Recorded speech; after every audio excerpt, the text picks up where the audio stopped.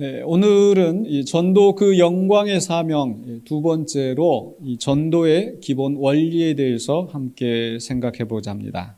예, 지난 시간에 우리가 이 전도가 왜 영광의 사명인지, 특별히 우리 영광교회가 감당해야 될 사명이고, 또 이 전도하는 자에게 영광이 뒤따르는 것이고, 무엇보다도 이 전도하는 것이 하나님의 영광을 위한 것이다. 그래서 전도는 영광스러운 영광의 사명이다.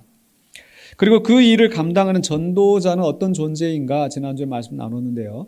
70인, 즉 하나님의 새 역사를 시작하는 대표자, 마중물과 같은 그 70인을 예수님께서 전도자로 세우시고 그들의 역사를 계속 이어가는 사람들이 바로 전도자이다. 그리고 추수하는 일꾼이고, 그래서 하나님께서 작정하신 그 알곡들 이미 이제 여물어서 이제 추수만 하면 되는데, 그 전도자들이 가서 그 추수하는 일꾼이 되어서 그 알곡들을 하나님 앞으로 이제 오게 하는 것입니다. 또 세 번째로 이리 가운데 보내신 어린 양이다. 전도자는. 즉 전도하는 길이 결코 쉽지 않다라는 거. 많은 배척과 고난을 당하지만 또 그 속에서 우리가 충성스럽게 사명을 감당해야 된다는 그런 말씀을 나누었습니다. 그렇다면 이런 전도자들이 이제 전도의 현장에 가서 실제적으로 전도를 할 때 어떻게 해야 되는가, 이 전도의 기본 원리를 오늘 주님께서 말씀하시는 것 같습니다.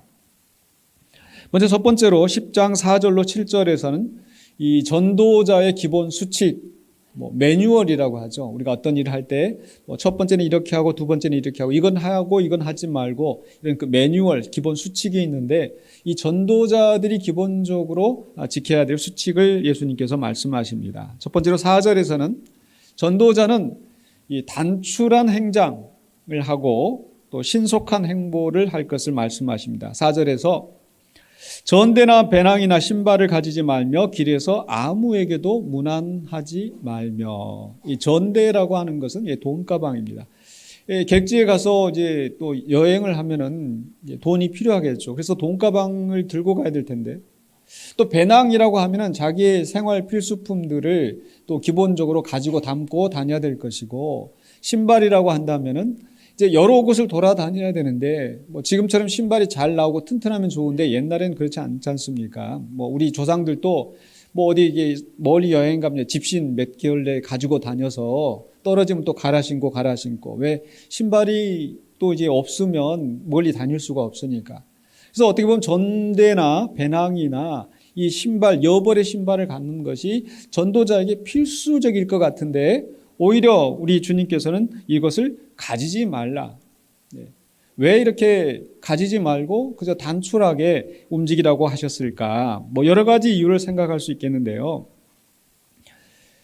저는 무엇보다도 바로 하나님을 의지하고 나아갈 것을 말씀하신 게 아닌가.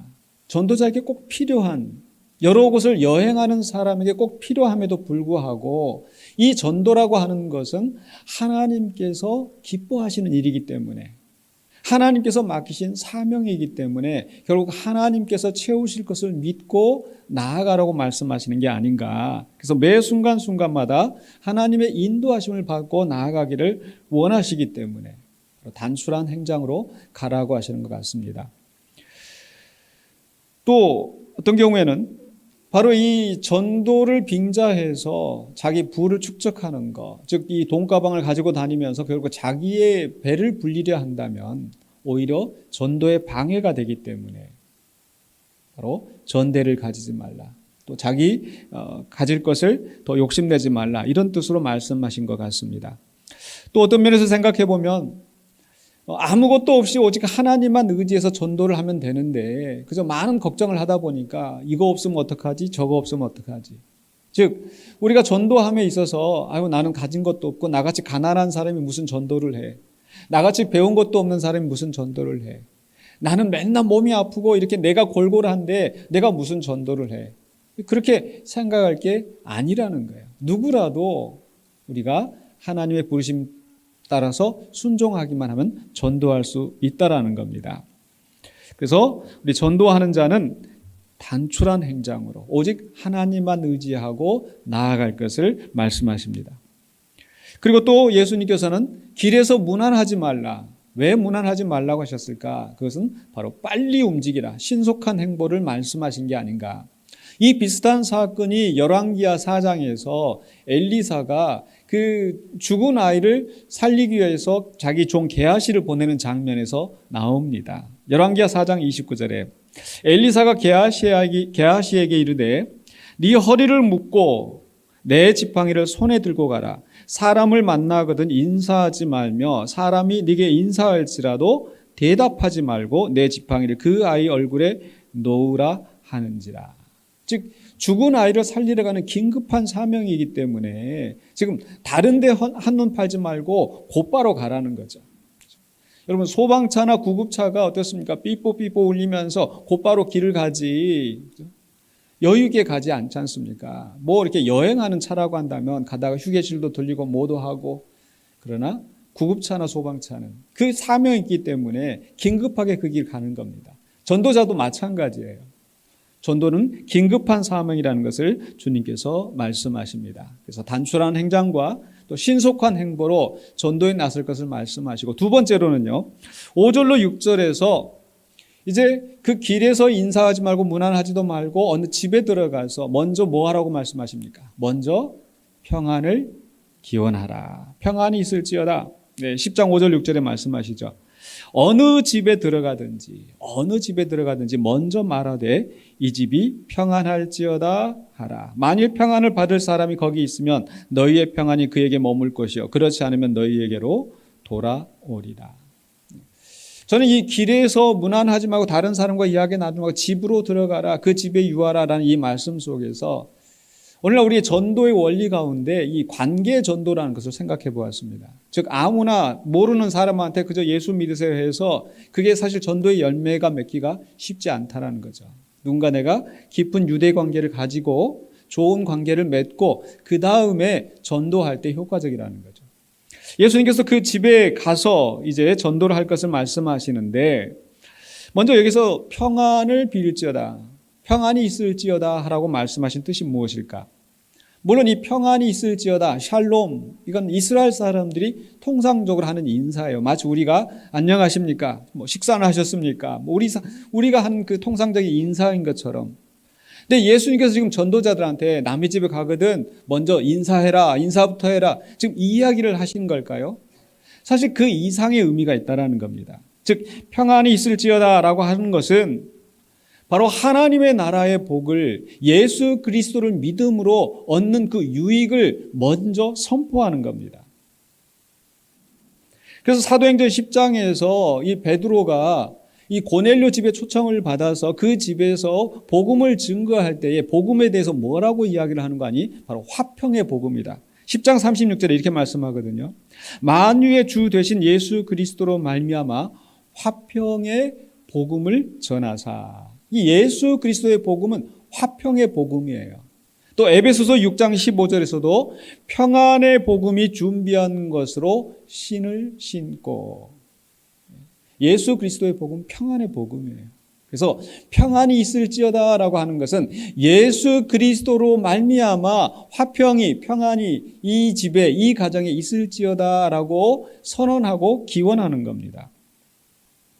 그래서 먼저 그 집을 위해서 기도하는 것. 저는 이 말씀 속에서 우리가 전도함에 있어서 기도를 먼저 해야 된다라는 것, 이것도 굉장히 중요합니다. 전도는 사실 우리가 사람의 논리나 사람의 능력으로 하는 게 아니거든요. 성령님께서 역사하셔야 그 마음에 감동이 일어나고 그래야 열매가 맺어지는 것이기 때문에 먼저 우리는 기도해야 합니다.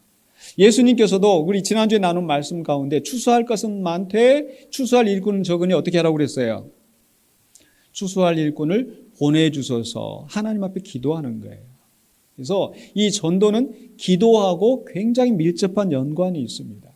그래서 어느 집에 가든지 누구를 대하든지 전도하기 전에 먼저 하나님의 평안이 이 집에 있기를, 그리스도의 평안의 복음이 이 가정에 임하시기를 먼저 기도하는 것. 기도의 밑거름이 있어야 전도의 열매가 맺어질 줄로 믿습니다. 또 한 가지, 아무 집에 들어가든지 먼저 평안을 빌라라고 말씀하시는 거죠. 이것은 무엇을 의미합니까? 즉 내가 여기는 들어가 봐야 이 전도가 안 될 거야. 이 집에는 뭐 평안이 있을 수가 없어. 하지 말라는 거예요. 어느 집에 들어가든지 아무 집에 들어가든지 먼저 평안을 빌라. 즉 평안의 복음은 누구에게나 열려 있습니다. 사도행전 10장 34절 35절에 베드로가 입을 열어 말하되 내가 참으로 하나님은 사람의 외모를 보지 아니하시고 각 나라 중 하나님을 경외하며 의를 행하는 사람은 다 받으시는 줄 깨달았도다. 지금 베드로가 이 말씀을 선포하고 있는 것은 고넬료 집이고 이방 사람이거든요. 유대인들은 이방인들과 함께 식사도 하지 않고 이방들에게 말을 섞지도 않습니다. 그러나 지금 베드로는 하나님께서 차별하시지 않는다는 것. 이방인이라 하더라도 하나님께서 보내셨기 때문에 그곳에서 복음을 증거하고 있는 거예요. 마찬가지로 우리도 외모로 그 사람의 현재 상태를 보고 야, 여기는 뭐 복음이 들어갈 수가 없어. 이 사람은 안 믿을 거야. 이 사람은 굉장히 고약한 사람이야. 이 사람은 나쁜 사람이야. 하지 말라는 거예요. 누구를 만나든지 어느 집에 들어가든지 먼저 평안을 빌라라는 겁니다. 그래서 우리 그리스도인들은 어디에 가서든지 여러분 하다못해 식사를 하면 식당에 가서라도 마음속으로라도 그 집에 평안을 빌고 그리스도의 복음이 그곳에 임하기를 우리가 기도할 필요가 있습니다. 어느 집에 가든지 누구에게든지. 또 앞에서 예수님께서 하셨던 말씀을 생각해 보면 예수님께서 내가 너희를 보내는 것이 이리 가운데 어린 양을 보낸 것 같다라고 말씀하셨잖아요. 그러니까 너희들 바로 이리 집인지 이리가 있는 곳인지 착한 사람들이 있는 곳인지 잘 구별해서 들어가라 이렇게 말씀하시지 않았다는 거예요. 우리가 먼저 야, 이 집은 이리가 있는 곳이야. 저 사람은 이리야. 저 사람은 늑대야. 이렇게 하지 말고 어느 집에 가든지 누구를 만나든지 먼저 평안을 빌라. 즉 그곳에 그리스도의 복음이 필요하다라는 것을 우리가 이해해야 합니다.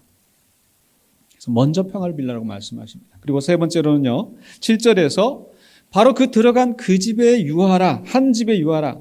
7절에 이렇게 말씀하시죠. 그 집에 유하며 주는 것을 먹고 마시라. 일꾼이 그 삭슬 받는 것이 마땅하니라. 이 집에서 저 집으로 옮기지 말라. 그 집에 유하며 즉 그곳에서 깊은 유대 관계를 가지고 또 그곳에서 주는 것을 먹고 마시라. 물론 오늘날 이제 전도하면서 이 말씀을 그대로 가지고 우리가 적용하기는 좀 무리가 있습니다. 지금 사회 구조나 문화, 경제 이런 모든 게 다르기 때문에. 근데 여기에서 우리가 깨달아야 될 교훈이 있다면 바로 주님께서 하나님께서 이 전도자에게 채워주시는 것, 바로 그 사람을 통해서 채워주시는데 일꾼이 그 삭슬 받는 것이 마땅하다라고 하셨잖아요. 그래서 지금 이 전도하는 것은 결국 누구의 일을 하는 거예요? 하나님의 일을 하는 거예요. 하나님이 그 알곡을 거두시는 추수하는 그 일꾼들 우리를 고용해서 사용하시기 때문에 그 먹는 것이 당연하다. 즉 하나님께서 책임져 주시고 하나님께서 공급하신다라는 것을 기억하시고 또 전도자로서 긍지를 갖게 하시는 그런 말씀으로 이해되어집니다. 또한 여기서 중요한 것은 그 집에 유하고 뭐 하라고 그랬어요? 이 집이나 저 집으로 옮겨 다니지 말라고 했잖아요. 그 이유가 뭐겠습니까? 바로 더 나은 대접을 받으려고 이 집에 유하였는데 보니까 저보다 더 큰 집, 더 부잣집, 더 잘해주는 집 그런 집을 알게 됐어요. 그럼 또 쪼르르 옮겨가서 그렇게 하지 말라는 거예요. 우리 속담에 연불보다 잿밥, 제사보다 잿밥 이런 말이 있잖아요. 그러니까 정작 전도하는 그 자체보다 내가 그 전도를 통해서 얻는 유익을 더 기대하고 있다면 그건 잘못된 거죠. 그래서 전도에 초점을 맞고 집중을 해서 그 전도 사역을 하기를 주님께서 원하시기 때문에 더 나은 대접을 받기 위해서 여기저기 옮겨 다니지 말라고 말씀하신 것 같습니다. 자, 이렇게 기본 수칙을 말씀하신 다음에 두 번째로 8절로 11절에서는 이 전도자가 해야 될 핵심 사역을 말씀하고 있습니다. 먼저 8절로 9절에서는 그 영접하는 자들에 대해서 어떻게 해야 될지 8절로 9절에 어느 동네에 들어가든지 너희를 영접하거든 너희 앞에 차려놓는 것을 먹고 거기 있는 병자들을 고치고 또 말하기를 하나님의 나라가 너희에게 가까이 왔다 하라. 하나님의 나라가 너희에게 가까이 왔다.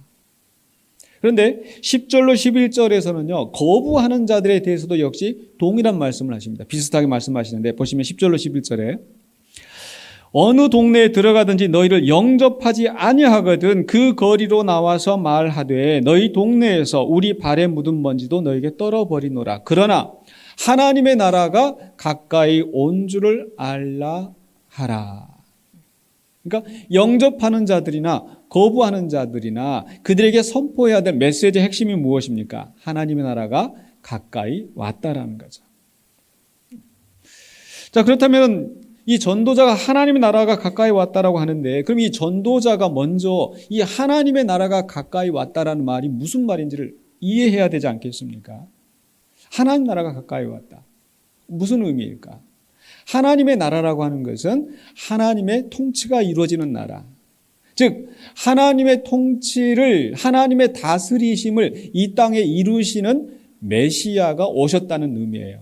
자, 그래서 예수께서 지금 이 예루살렘을 향하여 가시면서 그 하나님의 통치를 이루실 그 일을 지금 바라보시면서 제자들 먼저 마을에 보내시는 거예요. 하나님의 나라가 가까이 왔다. 무슨 의미냐? 다시 한번 좀 정리를 할 필요가 있는데요. 자, 우리가 믿는 바대로 예수님은 하나님의 아들이시지 않습니까? 하나님과 동등하신 분.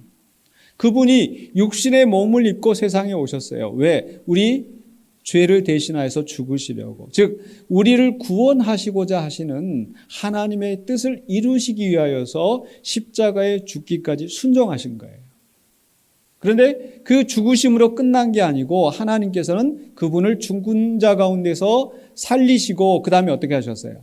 모든 만물로 그 발 아래 꿇게 하셨어요. 즉 모든 만물을 통치하시도록 하신 거죠. 그래서 예수님께서 마태복음 28장에서 하늘과 땅의 모든 권세를 내게 주셨다라고 말씀하시는 거죠. 즉 이제 예수 그리스도가 모든 만물을 통치하시고 그 예수 그리스도의 통치로 말미암아 하나님의 나라가 이루어진 거예요. 이제 이 일이 지금 예수님께서 예루살렘을 향하여 가시면서 곧 이루어질 일이기 때문에 하나님의 나라가 가까이 왔다라고 선포하라는 겁니다. 즉 예수 그리스도를 통하여 하나님의 통치가 이제 이루어진다라는 것을 말씀하고 그 하나님을 믿는 것, 그 하나님을 믿는 자들이 하나님의 백성이 되어서 하나님의 나라에서 살게 된다는 거죠. 그 하나님의 나라는 어떤 나라입니까? 거룩하고 정의롭고 평화롭고.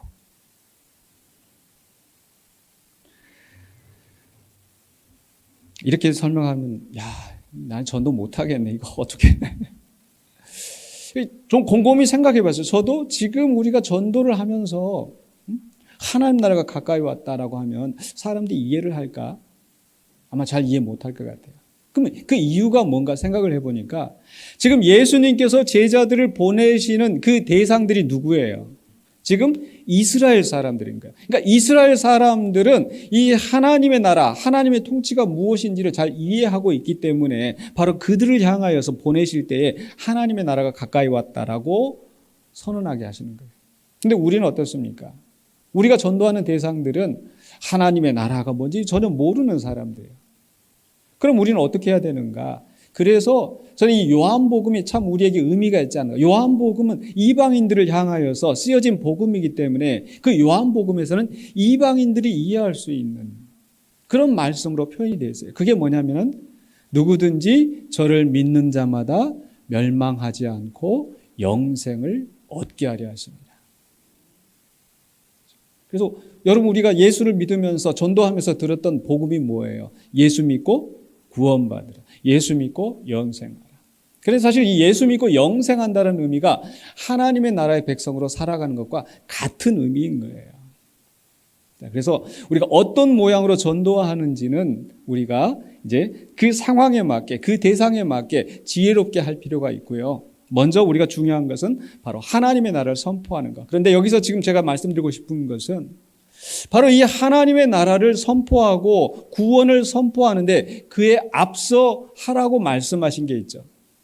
하나님의 나라를 선포하라. 하나님의 나라가 가까이 왔다 하라. 그 전에 영접하는 자들에게 뭐 하라고 말씀하셨어요? 병자를 어느 집에 들어가든지 병자를 치유하고 그리고 하나님의 나라가 가까이 왔다. 또 한 번 우리는 나는 전도 못해 그러면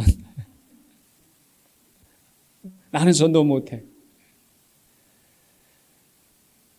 근데 이 병자를 치유하라고 말씀하신 뜻이 뭐냐 이거예요. 병자를 치유한다라는 것은 즉 이 하나님의 나라를 먼저 체험하게 하는 거예요. 맛보게 하는 거예요.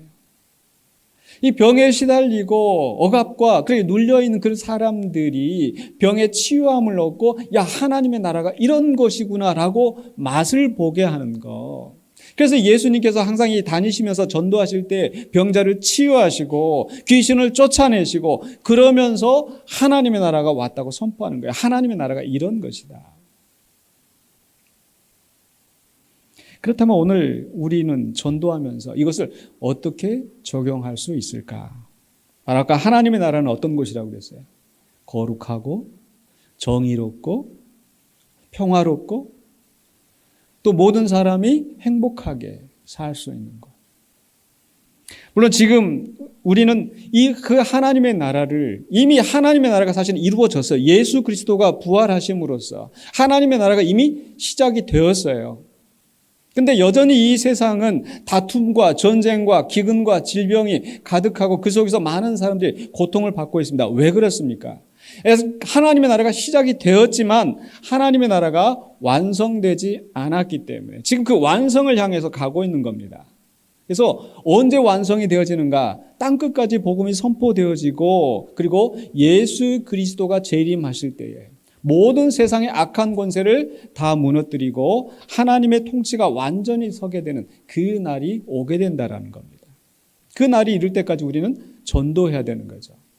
그런데 그 전도할 때 우리가 해야 되는 거, 예수님께서 제자들을 보내실 때 병자들을 치유하시는 권능을 주시고 그 병자를 먼저 치유하게 하셨는데 그 치유하게 하신 의미가 뭐라고요? 다시 한번 하나님의 나라를 맛보게 하는 것이다. 체험하게 하는 것이다. 그렇다면 오늘 우리가 전도의 현장 속에서 우리의 전도할 대상자들에게 하나님의 나라를 어떻게 맛보게 할 수 있을까요?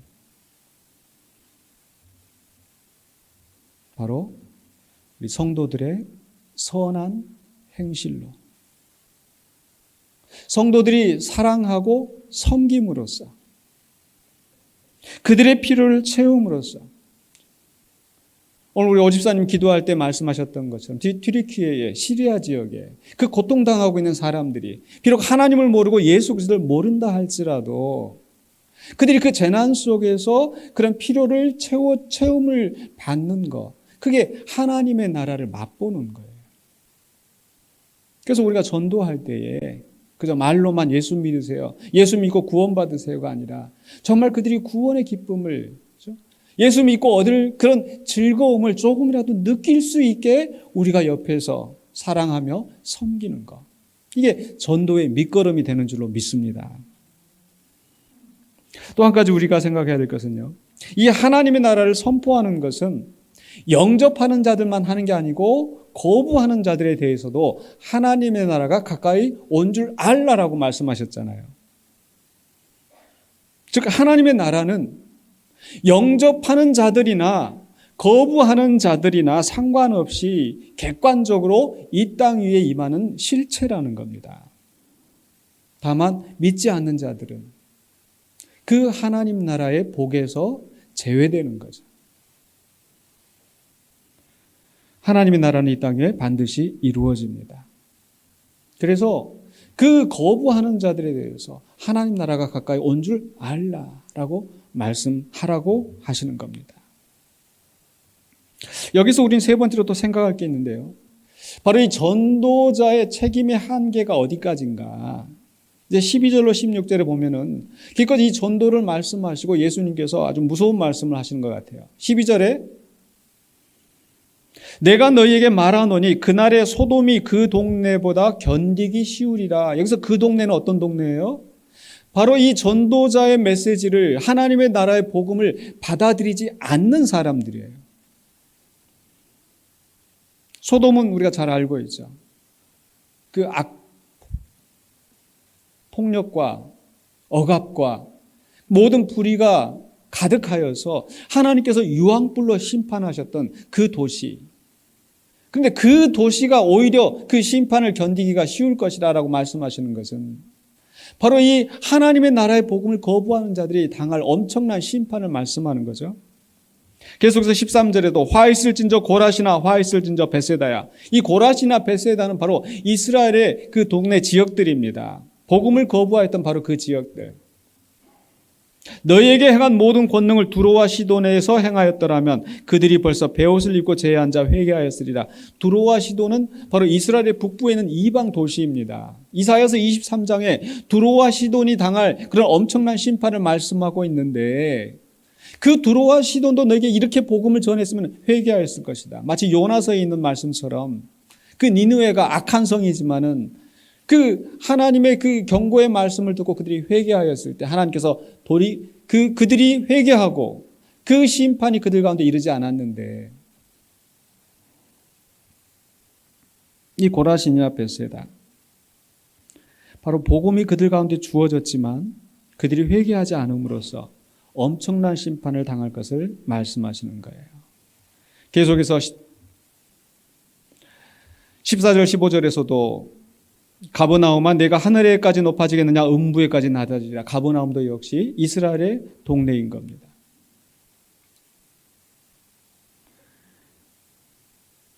즉 전도자를 영접하지 않고 그 복음을 거부한 것이 엄청난 하나님의 심판을 받는다라는 것. 왜 그렇게 그 사람들 말을 듣지 않았다고 해서 이런 큰 심판을 받는가?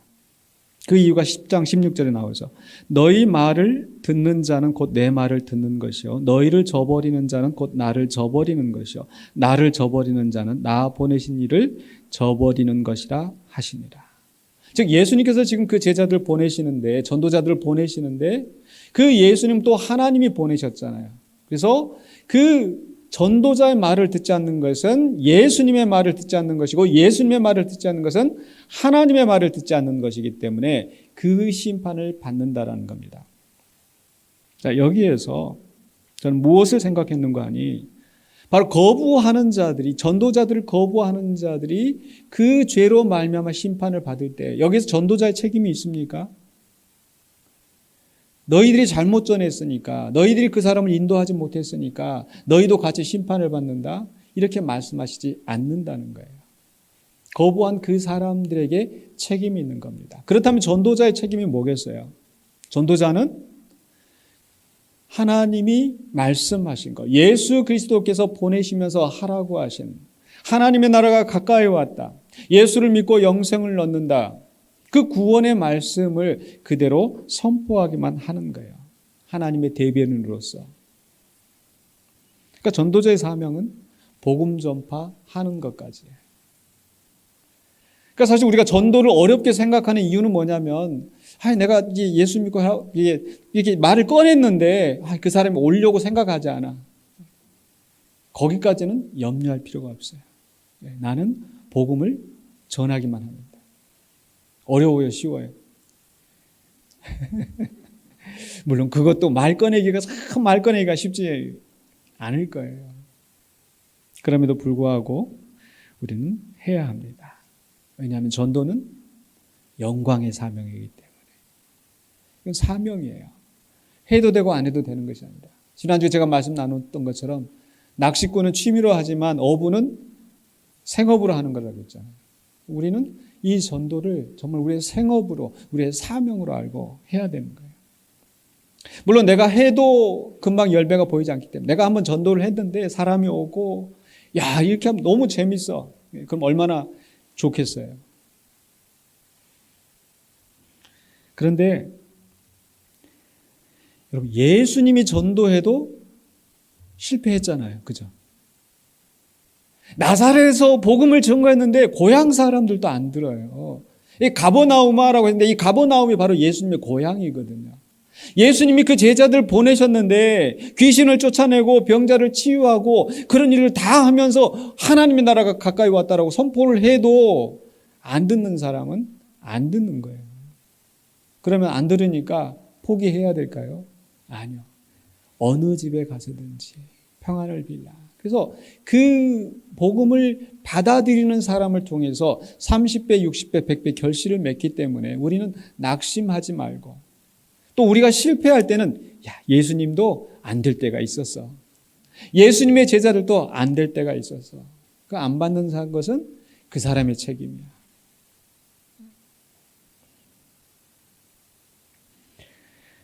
그래서 전도는 금방 열매가 보이지 않는다고 해서 포기할 일이 아니고 반드시 해야 될 사명이다. 가치 있는 일이다. 하나님의 영광을 위하는 일이고 하나님의 나라가 확장되게 하는 그 역사에 동참하는 것이고 죽어가는 그 생명을 영원한 생명을 얻게 하는 그 길이기 때문에 우리는 전도를 해야 합니다. 어떻게 전도해요?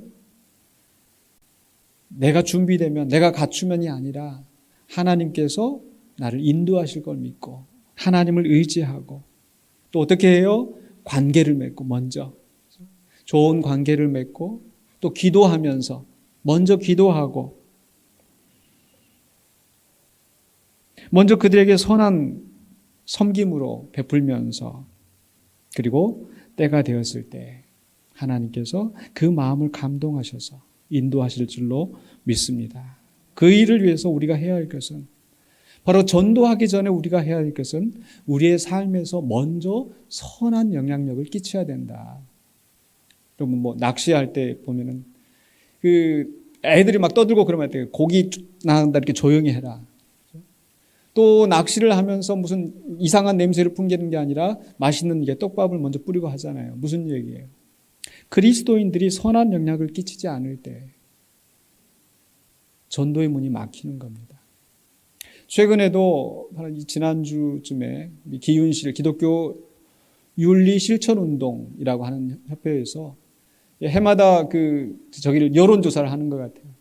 2023년도에 여론조사를 하는데 이 호감이 가는 종교, 카톨릭이 제 기억에 한 27%, 불교가 한 24%, 개신교는 16%.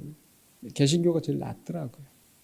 근데 더 충격적인 사실은 무종교인들 가운데, 종교를 믿지 않는 사람들 가운데 이 개신교에 대해서 호감을 가지고 있는 사람이 어느 정도 될 것 같으세요? 4%라는 거예요. 4%. 이러니 얼마나 전도가 어렵겠어요. 쉽지가 않은 거예요. 근데 그에 대한 책임이 바로 우리 기독교인들에게 있지 않나. 기독교, 개신교 지도자들에게 있고 성도들에게 있고, 삶의 자리에서 정말 빛과 소금으로 살지 못하고 하나님의 나라를 맛보지 못했기 때문에, 예수 그리스도를 믿는 그 즐거움을 체험하지 못했기 때문에 교회로부터 더 멀어지는 게 아니겠습니까? 그래서 우리는 선한 행실로 또 기도하면서 전도를 준비해야 될 줄로 믿습니다. 또 그리고 우리가 또 그 기회가 되었을 때 또 말씀을 증거하고, 우리가 전도는 한번 복음 전파한다고 해서 한번 내가 복음 전파했는데 이제 내 사명 다 했지, 그런 뜻이 아니잖아요. 예전에 고구마 전도왕 아마 혹시 들어보셨는지 모르겠어요. 그래서 어떤 건가 이렇게 가만히 들어보니까 핵심은 이거더라고요. 고구마 구울 때, 삶을 때 보면 어때요? 고구마 익었나 안 익었나 이렇게 한번 이렇게 찔러보잖아요. 찔러봐가지고 이 딱딱하게 걸리면 이게 아직 안 익었다는 거예요. 그럼 좀 더 삶고, 좀 더 굽고, 그래서 또 이렇게 쭉 눌러보면은 쑥 젓가락이 들어가면은 이제 그건 다 익었다는 거잖아요. 이 전도가 그렇다라는 거예요. 내가 이렇게 딱 찔러보면은 안 먹히는 것 같아. 근데 그렇다고 포기하지 않고 또 계속해서 섬기고 또 함께 좋은 관계를 갖고 그렇게 할 때 선한 그 역사가 이루어진다라는 거. 또 지금 나에게서 당장 그 열매가 보이지 않는다 하더라도 하나님께서 때가 차면 그 알곡을 거두실 줄로 믿습니다. 그래서 포기하지 않고 조급해하지 않고 우리는 꾸준하게 우리 전도의 사명을 감당해야 될 줄로 믿습니다. 그래서 바로 디모데후서 4장 2절에서 사도 바울에게 공고하는 말씀처럼 우리는 항상 복음을 증거하는 자가 되어야 될 줄로 믿습니다. 우리가 이 말씀 우리 함께 봉독하면서 말씀 마무리하도록 하겠습니다. 너는 말씀을 전파하라. 때를 얻든지 못 얻든지 항상 힘쓰라. 범사의 오래 참음과 가르침으로 경책하며 경계하며 권하라. 아멘. 기도하겠습니다. 거룩하신 아버지 하나님, 오늘 주신 말씀 듣고 우리 전도의 사명을 다시 한번 깨닫고 또 우리가 어떻게 전도해야 할지를 생각해 보았습니다. 부족한 종이 증가했지만은 주님 필요한 말씀 온전히 선포되어지게 하여 주시고 말씀이 남게 하여 주시고 우리 전도 사명을 감당한 우리 모두가 되게 하여 주시옵소서. 우리가 선한 행실로 주의 나라와 영광을 위하여서 준비하는 자가 되게 하여 주시고 또 우리가 주의 복음을 선포할 때 주님이 주신 지혜로 정말 이 전도의 아름다운 열매를 거둘 수 있도록 우리가 우리의 사명 감당하게 하여 주시옵소서. 예수 그리스도 이름으로 기도하옵나이다. 아멘.